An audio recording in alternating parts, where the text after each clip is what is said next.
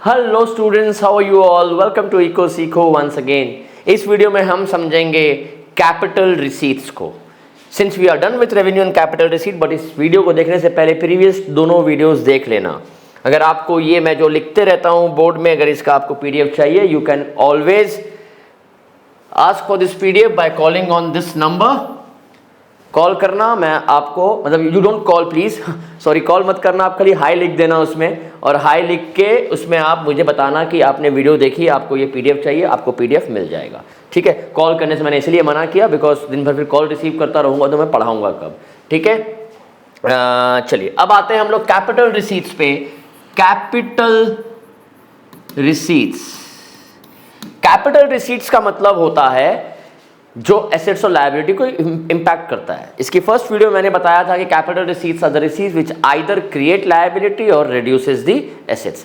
तो मतलब जो पैसा आपको मिल रहा है लेकिन वो पैसा आपके ऊपर लायबिलिटी क्रिएट कर रहा है, मतलब वो पैसा आपको वापस करना है, या फिर जो पैसा आपको मिल रहा है उसके लिए आपने किसी एसेट को बेच दिया, घर का सोना बेच के पैसा रेज किया, तो वो कैपिटल रिसीट है।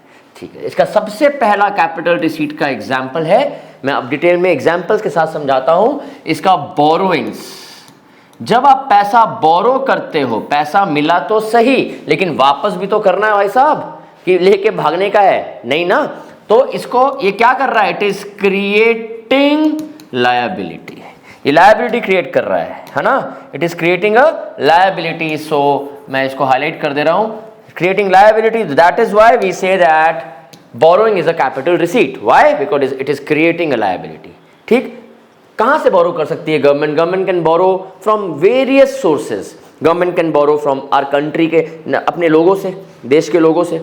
Government can borrow from RBI, government can borrow from other countries central bank, government can borrow from other countries government. Government के पास बहुत सारे ऑप्शन है borrow करने के लिए। Second is disinvestment.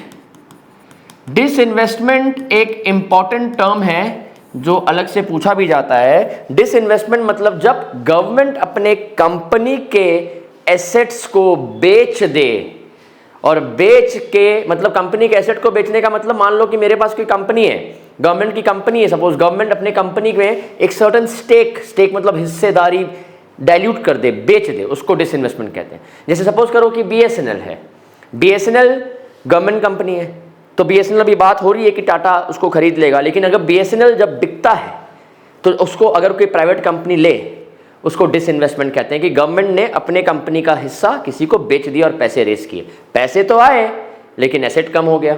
ये बड़ा इंपॉर्टेंट है डिसइन्वेस्टमेंट। देखो ना, टर्म जो यहाँ पे डिस है ना, डिस पे ध्यान दो। डिस इन्वेस्टमेंट का ऑपोजिट, इन्वेस्टमेंट डिसइन्वेस्टमेंट। इन्वेस्टमेंट में हम पैसा लगा के कंपनी को बड़ा करते हैं, डिसइन्वेस्टमेंट में उसी पैसे को लगे हुए पैसे को हम सेल कर देते हैं, है ना। तो डिसइन्वेस्टमेंट इज रिड्यूसिंग एसेट्स। अब याद रखिएगा, डिसइन्वेस्टमेंट में it is very important to understand that government company जब प्राइवेट कंपनी को अपना स्टेक बेचती है तो डिसइन्वेस्टमेंट है। गवर्नमेंट क्यों डिसइन्वेस्ट कर रही है? They can be various reasons, but अगर पैसे रेस करने के लिए कर रही है डिसइन्वेस्टमेंट, तो भाई उसको नया पैसा चाहिए ना। तो अगर गवर्नमेंट अपनी कंपनी का स्टेक किसी दूसरे गवर्नमेंट कंपनी को बेचेगी, तो गवर्नमेंट के एक घर से पैसा निकला और एक घर में आया, मतलब नहीं है।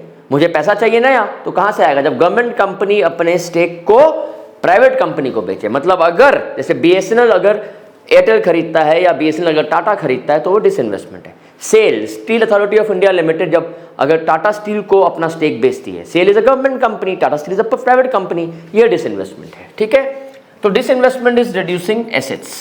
Third, recovery of loan. Recovery of loan is a capital receipt. भाई अब ना एक बात ध्यान से सोचो कि अगर borrowing is creating liability and disinvestment is reducing assets, what will recovery of loan do? इस वीडियो को आगे बढ़ने से पहले यहां 2 मिनट पॉज करके खुद भी सोचो कि रिकवरी ऑफ लोन क्या करता है। लायबिलिटी क्रिएट कर रहा है, एसेट रिड्यूस कर रहा है?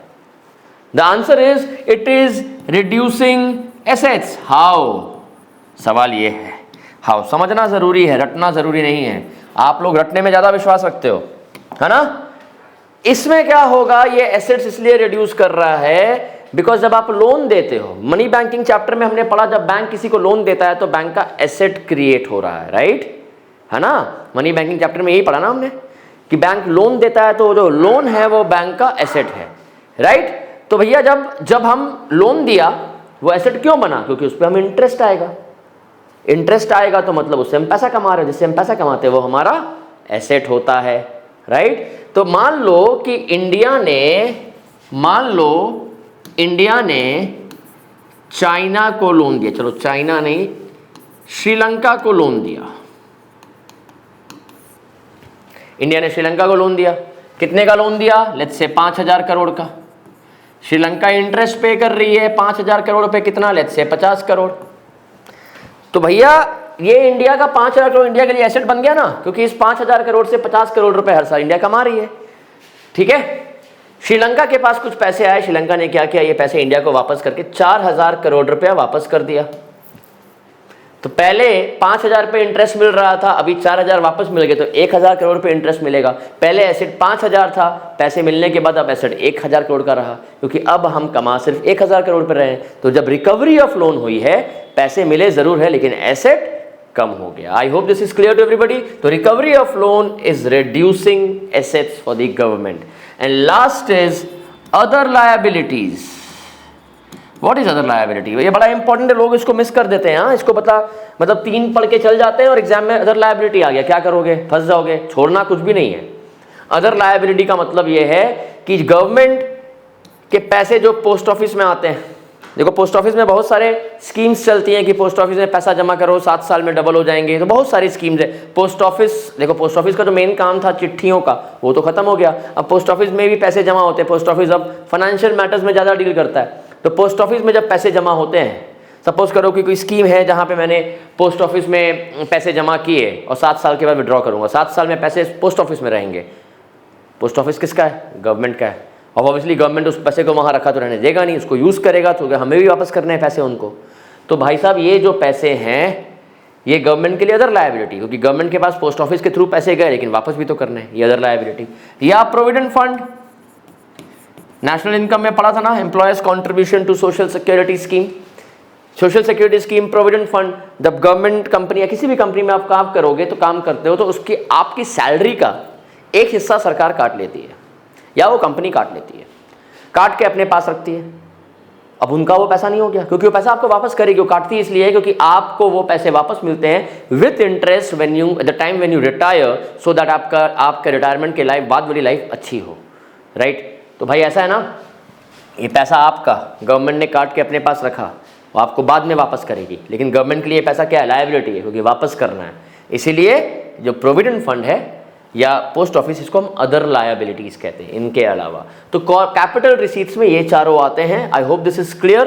तो we are done with revenue receipts, we are done with capital receipts. अगले वीडियो में हम एक्सपेंडिचर के बारे में समझेंगे, लेकिन उससे पहले हम समझते हैं कि रेवेन्यू और कैपिटल रिसीट का डिफरेंस क्या है। तो revenue receipts create liability, revenue receipt neither create liability nor reduces assets, this creates liability और रिड्यूसेस एसेट्स, ठीक है। Revenue receipts are regular in nature. Revenue receipts क्या था? टैक्स, फीस, फाइन्स, ये गवर्नमेंट को रेगुलरली मिलता है। Capital receipts not regular in nature. Why not regular in nature? क्योंकि भाई बोरोइंग तो हर दिन नहीं करते हैं, डिसइन्वेस्टमेंट हर दिन तो नहीं करते, ये नेचर में रेगुलर नहीं है। तो I hope that the difference is also clear and the terminologies like the revenue receipts and capital receipt itself is clear to everybody. If yes, and if you're liking the video, please do follow us and forward the videos to your friends so that we can and you can, we both can grow together. Thank you so much. Bye bye.